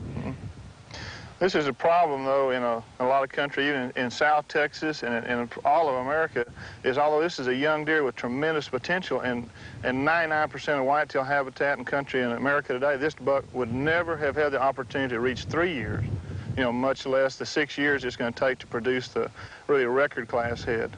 most deer in over hunted areas of the United States today are killed, by the time they're a year and a half old. They never would have gotten to even this potential. Jim, I don't think that if a guy is as serious about killing a real trophy class whitetail deer, and I'm talking about a buck from 150 to 160, I'm not talking about naturally a Boone and Crockett, but a trophy class deer. It wasn't too long ago that 150 minimums made the Boone and Crockett. I don't think that there's any area in the United States or even North America that has the potential of producing a amount of quality 150 to 160 class whitetail deer than this area of South Texas today. Robbie, of all the species there are in the United States to hunt, what makes the whitetail such a special animal? Jim, the thing that makes whitetail deer so special, I think, to so many people in America today is that, first of all, they're familiar with it because, it's right in the backyard of just about 75% of North Americans, today. The other thing is it's, such a wary animal. It's the unpredictability of the animal that makes him such a great game animal. You can go in people's homes that have collected all the species in the world, and if they don't have a great whitetail on the wall, first thing a guy comes in doesn't know anything about says, well, those are real nice trophies, but you got a good whitetail? It's something that everybody's familiar with, and just a development of love for an animal, over, hundreds of years. You've heard the expression 1 in a million. When talking about white-tailed deer, 1 in a million has a different significance. You see, it really is only 1 in 1 million that become true trophies. In South Texas, with proper management techniques being employed now, and after years of trial and error, a system to where perhaps more than 1 in a million will get to be truly trophy proportions.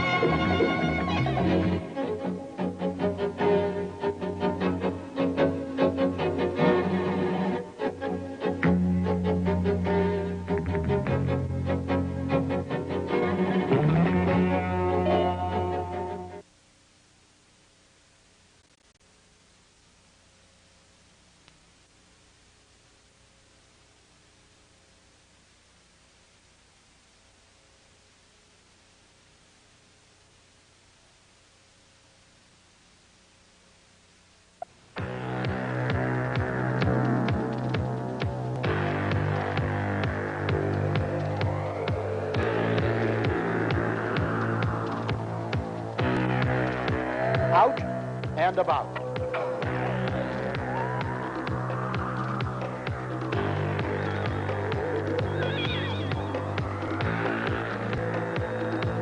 And now, here's your host, internationally known sportsman, Mark Fleming. Hi, this is Mark Fleming again with Out and About. And this week, we're going to take you to Orlando, Florida for the first ever SeaWorld Fishing Exposition. Hi, this is Sue Morgan. Visit the great state of Alaska and enjoy the excitement of the Indian Olympics, modern-day games combining old world culture and keen competition. You'll also travel by canoe along some of Florida's pristine waterways. We'll catch bass and other species of fish and much, much more. Hi, this is Mark Fleming again with Out and About. And this week you're going to have the opportunity to see what I consider to be one of the most innovative events in history. That's the first annual fishing exposition here at SeaWorld in Central Florida.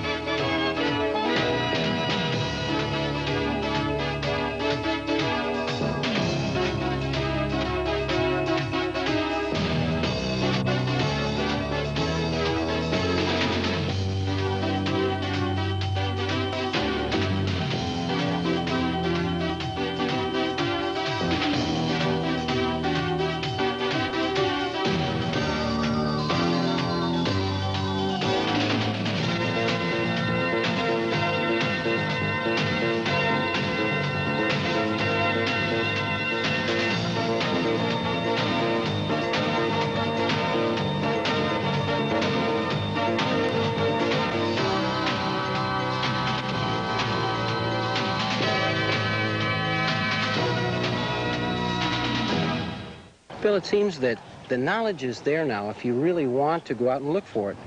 Things like this really help, but it seems that on a tournament trail now you don't see the same names because the local guys now have the knowledge. Is the secret now execution? Well, you know, I don't think there's any shortcuts. The key is experience. The more you do of any one particular thing, the better you become at it.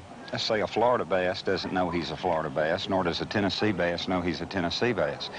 Fish behavior is governed primarily by, say, temperature, as much as any one single thing. Fishermen today are a lot more educated than they were, say, 10 years ago, or even 5 years ago. And a lot of what, say, a shallow water fisherman in Florida has learned, he can apply that technique and method in lakes as far away as Minnesota or even into southern Canada. A deep water fisherman can apply his methods, you know, into other sections of the country. I think the key is versatility. The better you are as far as being able to adjust, summer, fall, winter, spring, cold water, hot water, muddy water, clear water, shallow water, deep water. The versatile fisherman is the fisherman that's most successful.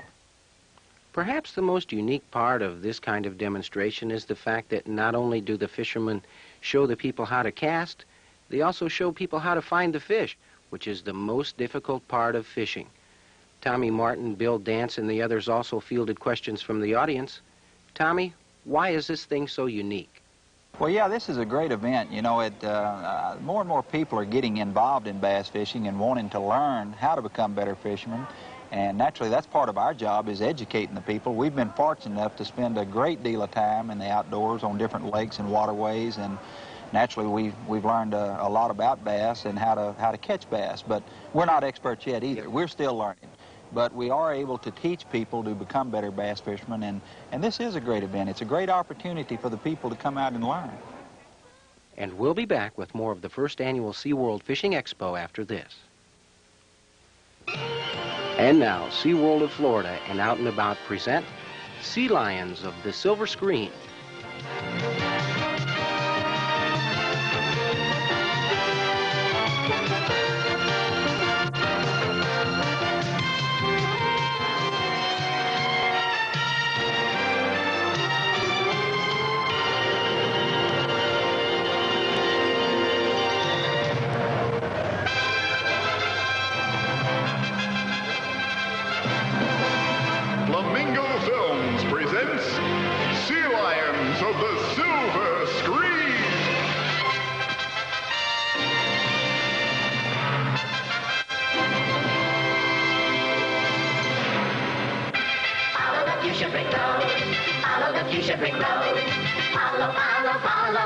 Follow the fuchsia brick road. We're out to see the wonderful waters above.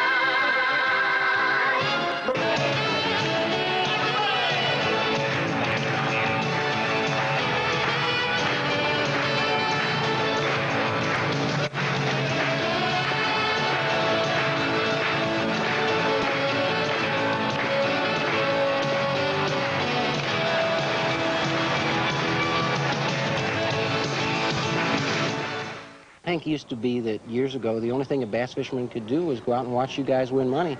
But now we've got an event finally where they can get out and learn something, can't they?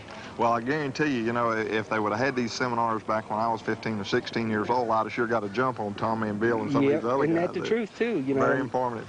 Also, when you think about it, there's actually a chance to have some interchange, isn't there? Because there's questions and there's answers. That's right. You know, you give a seminar, and it sparks a lot of interest and a lot of thoughts that the fishermen have had on the water, and they can actually ask you the question that you know, came to mind when they were out on the water. So it is an opportunity for somebody to really pick up and learn.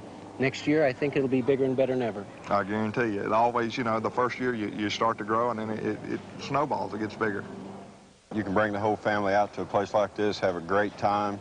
Plus, we have 5 seminars a day. I mean, we're talking about everything from worm fishing to topwater baits and tackling it. And it's all educational, and I think it's just a great thing to have somebody as big as SeaWorld get behind something like this. And it's going to be great in the future, too, because this was the first of many years. Ahoy there, mateys! Everybody loves to play pirates. They want to be a plunderer. Everybody loves to sail around the 7 seas, searching for treasure. us to play pirates. Ho, ho, ho. We're pirates, don't you know? Hey, hey, hey. But the pirates of today, there's treasure to be found. We'll follow the path with ease. Come on, we're going. We'll do our yo-hoing with a flare on a pair of water skis. Come on along and play pirates. Join up and be a plunderer. Come on along with us and sail around the seven seas like Errol Flynn on water skis. Come on and play, throw your cares away. Come along and meet the ski pirates. Over the years, you've probably devoted more of your time toward teaching youngsters how to bass fish. That's got to be gratifying, doesn't it? Well, you know, surprisingly, I guess it's because I can relate so well back when that's where I started learning was as a kid, and the enthusiasm of a kid and the positive attitude of a kid, unfortunately, is much greater than most adults. We tend to get caught up in the world's events and lose our attitudes. But a kid is, you know, again, it's nowadays I see such a different kid than what I used to be fishing. When I used to fish, if I caught a 5-pound bass, I'd drag him around the neighborhood for 3 days until he didn't have any scales left on him. And nowadays the kids are much more knowledgeable, and all the way to the point that now I had a kid call me the other day on the telephone and caught the biggest fish of his life. And the thing that amazed me was after he finished the story, he said, "I released the fish." Which, like I said, I wouldn't even consider that, you know, back when I was a kid. So everybody nowadays, kids all the way up, are learning more about fishing and seem to be taking it much more serious. I think it's a natural outlet. Mankind has got himself now in a situation where we spend all our time in little boxes inside houses and in offices, and we still have a connection to the outdoors, and we vent that connection many times through going fishing or going, you know, doing other things. Ricky has said before, I spend my time chasing these little green creatures, but he also does his part to make sure that they're released so there are little green creatures for us. In the early days of bass fishing, there were no events such as this where a bass fisherman could come to learn from the pros. In fact, in the early days, the pros were still learning themselves. But we know that this will be a trend that is going to continue, and one that we really like. And we'll be back with the Alaskan Indian Olympics after this.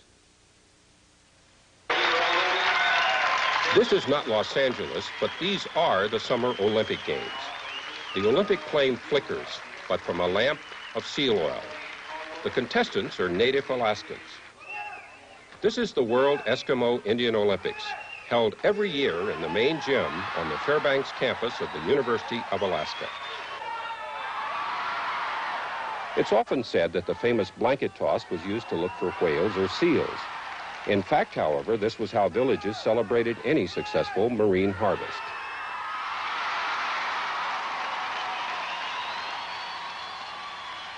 Once whales were captured, this aerobatic maneuver, the Alaskan high kick, summoned villagers to complete the harvest.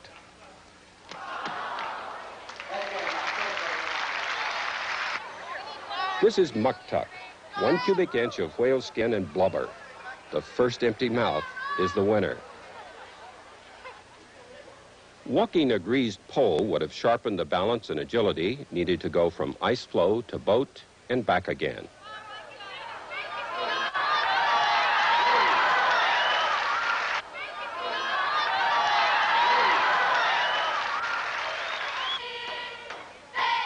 Not every event is deadly serious.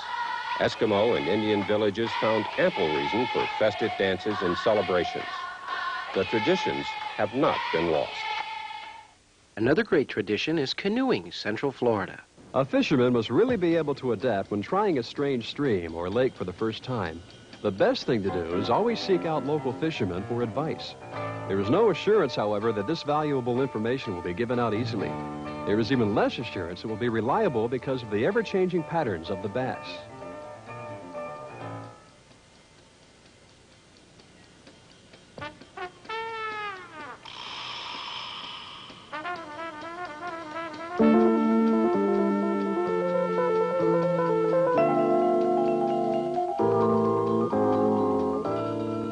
Your canoe is now one of your greatest assets in these quarters.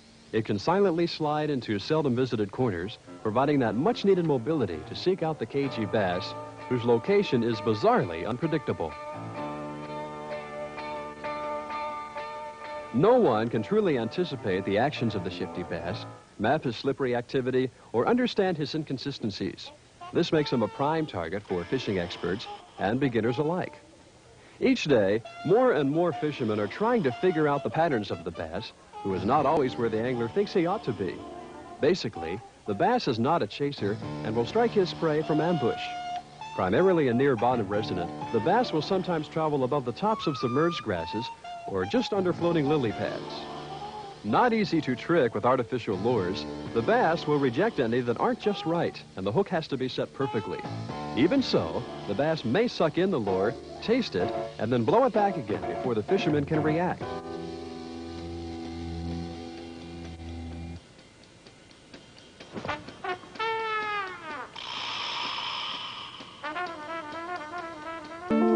Some fishermen are better than others, however.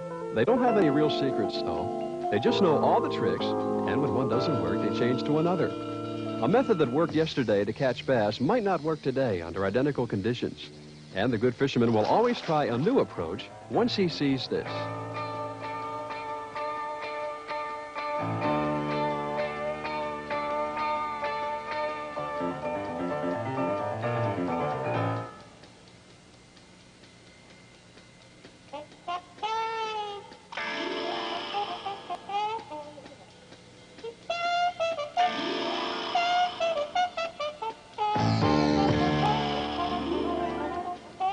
There's a certain frustration in fishing for bass who sometimes won't bite on any kind of lure you offer, no matter how it was made to swim, spin, creep, crawl, or hop through the water. Several types of lures should be included on a trip like this, primarily a shallow runner, surface popper, a spinner spoon, and several differently colored rubber worms. 2 complete sets of rods and reels are a must. Casting is a very important part of fishing for bass, and using a canoe enables the fishermen to cast in any direction after positioning themselves to fish towards the shore, away from the shore, or parallel to the shore. Even more important than prowling for a trophy bass or just catching supper for the night, this type of activity offers a challenge that is answered by millions of people each year, and more every following year. At a time when everyone wants to live as an individual, this game of underwater hide and seek can be played as casually or as seriously as you want. Back with more after this.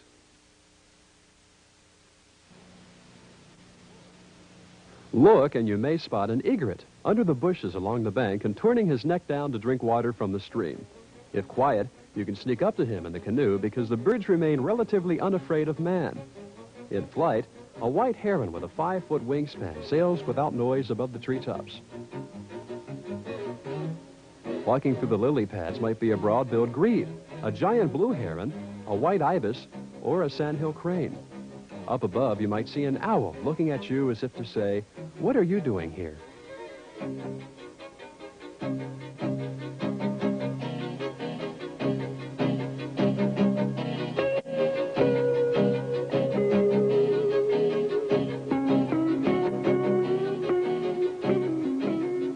All along the waterway are the many diverse forms of wildlife, not yet chased by man, even further into the wilderness, which is becoming more rare.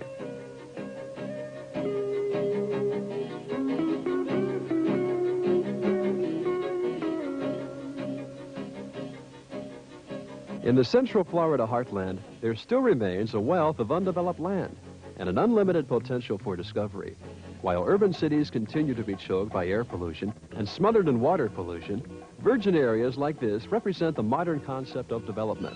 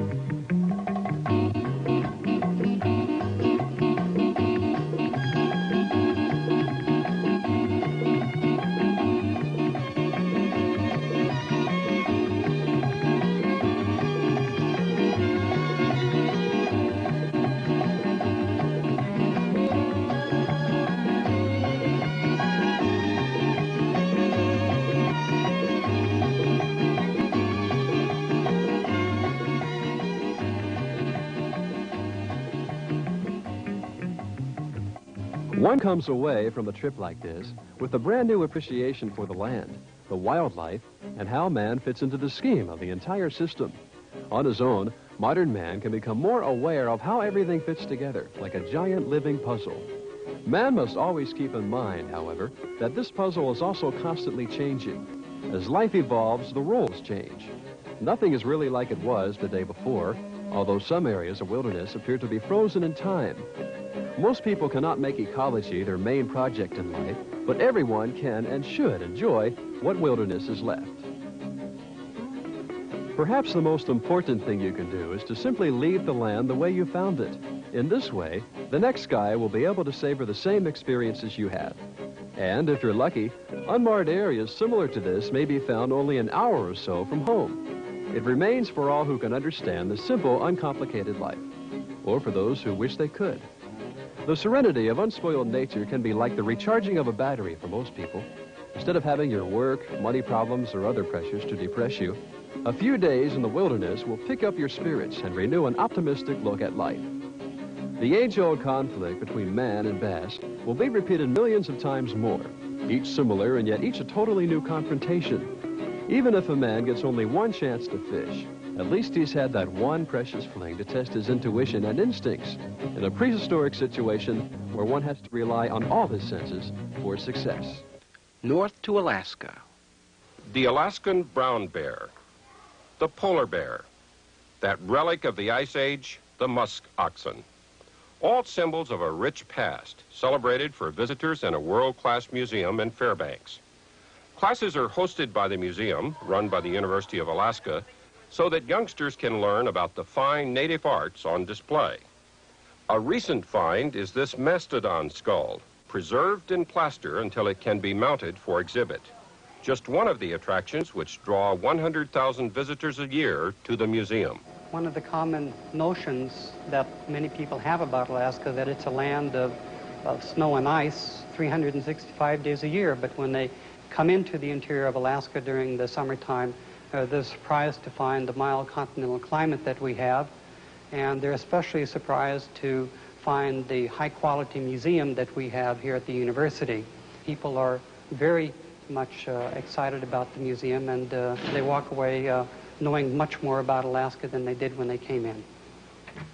With its outstanding exhibits and frequent lecture programs for the public, the museum has become a favorite attraction for visitors to Central Alaska. And this is your host, Mark Fleming, saying catch you next time right here on Out and About.